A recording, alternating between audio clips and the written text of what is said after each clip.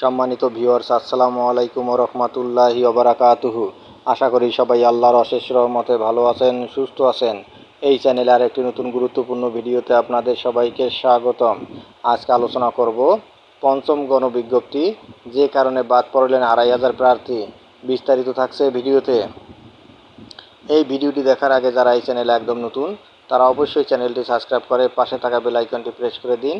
আজ যারা ইতিমধ্যে সাবস্ক্রাইব করেছেন তাদেরকে জানাই অসংখ্য ধন্যবাদ। পঞ্চম গণবিজ্ঞপ্তি, যে কারণে বাদ পড়লেন ২৫০০ প্রার্থী। পঞ্চম গণবিজ্ঞপ্তিতে নিয়োগের প্রাথমিক সুপারিশ পেলেও চূড়ান্ত সুপারিশ থেকে বাদ পড়ছেন প্রায় ২৫০০ প্রার্থী। বিপুল সংখ্যক প্রার্থী বাদ পড়া নিয়ে প্রশ্ন উঠেছে। যদিও বাদ পড়াদের অধিকাংশই প্রয়োজনীয় কাগজপত্র জমা দেননি বলে জানা গেছে।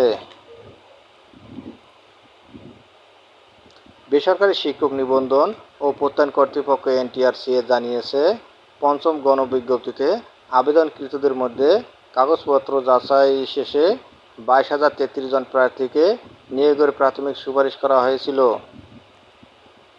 প্রাথমিক সুপারিশ পাওয়া প্রার্থীদের মধ্যে ২,৪৩৫ জন প্রার্থী কাগজপত্র জমা দেননি। এছাড়া ১২ জনের সনদ জাল পাওয়া গেছে।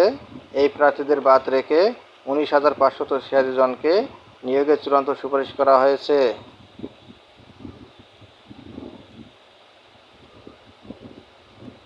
চূড়ান্ত সুপারিশপ্রাপ্ত প্রার্থীদেরকে এনটিআরসি-এর ওয়েবসাইটে পঞ্চম গণবিজ্ঞপ্তি নামক সেবা বক্সে অথবা সরাসরি এই লিঙ্কে প্রবেশ করে নিজ নিজ ইউজার আইডি ও পাসওয়ার্ড ব্যবহারের মাধ্যমে নিয়োগ সুপারিশপত্র ডাউনলোড করে সুপারিশপত্রে বর্ণিত প্রতিষ্ঠানে ১৯ সেপ্টেম্বরের মধ্যে যোগদান করতে হবে।